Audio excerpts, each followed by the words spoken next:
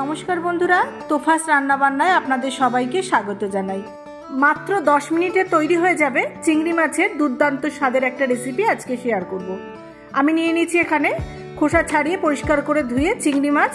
এবার চিংড়ি মাছগুলোর মধ্যে দিয়ে দিলাম নুন আর হলুদ।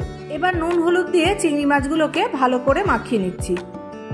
আর রান্নাটা করতে লাগছে আমার সর্ষের তেল, হলুদ, রসুন বাটা, নুন, কাঁচা লঙ্কা আর সর্ষে। আমি সর্ষেটাকে বেটে নেব। এবার রান্নাটা করার জন্য গ্যাসে একটা কড়াই বসিয়ে দিয়ে দিচ্ছি সর্ষের তেল। তেলটা ভালো করে গরম করে নিয়ে নুন হলুদ মাখানো চিংড়ি মাছগুলোকে দিয়ে দিচ্ছি। নেড়ে চেড়ে চিংড়ি মাছগুলোকে আমি 2 মিনিট মতো ভেজে নেব।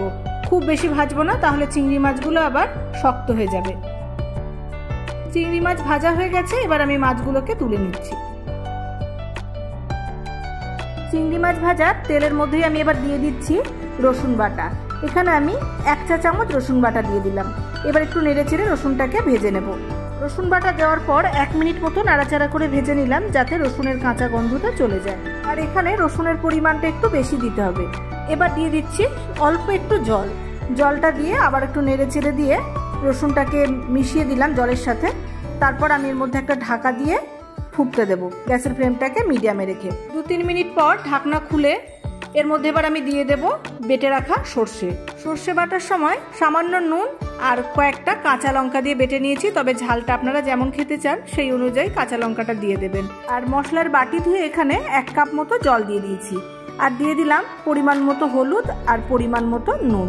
এবার নেড়ে চেড়ে ভালো করে মিশিয়ে দিচ্ছি। আর সর্ষে বাটার সময় নুন আর কাঁচা লঙ্কা দিয়ে বাটলে সর্ষে তিতে হয় না। সর্ষে বাটাটা ফুটতে শুরু করে দিয়েছে। এবার ভেজে রাখা চিংড়ি মাছগুলোকে দিয়ে দিলাম আর অল্প একটু নাড়াচাড়া করে দিচ্ছি। এবার দিয়ে দিচ্ছি কয়েকটা চেরা কাঁচা লঙ্কা। এবার একটা ঢাকা দিয়ে 3-4 মিনিট মতো ফুটতে দেব। 3-4 মিনিট পর ঢাকনাটা খুলছি। এখন জলটা একটু কমে গেছে আর গ্রেভিটা বেশ ঘন হয়ে গেছে। এবার আমি উপর দিয়ে দিচ্ছি কাঁচা সর্ষের তেল।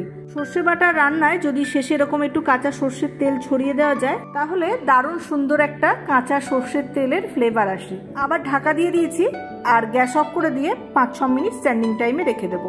কড়াইটা গ্যাস থেকে নামিয়ে নিয়ে চিংড়ি মাছটা একটা পাত্রে ঢেলে নিয়েছি। তাহলে বন্ধুরা, আপনারা দেখতেই পেলেন কত তাড়াতাড়ি, একদম 10 মিনিটের মধ্যেই কিন্তু এই রসুন চিংড়ি রেসিপি রেডি হয়ে যায়। আপনারা অবশ্যই একবার বাড়িতে ট্রাই করে দেখবেন, আশা করি আপনাদেরও ভালো লাগবে। আর রসুন, চিংড়ি মাছ আর সর্ষে বাটা একসাথে অসাধারণ একটা ফ্লেভার আসছে। এই রেসিপি যদি থাকে তাহলে গরম ভাতে আমার মনে হয় আর কিছু লাগবে না, শুধুমাত্র এটা দিয়েই পুরো ভাতটাই খাওয়া হয়ে যাবে।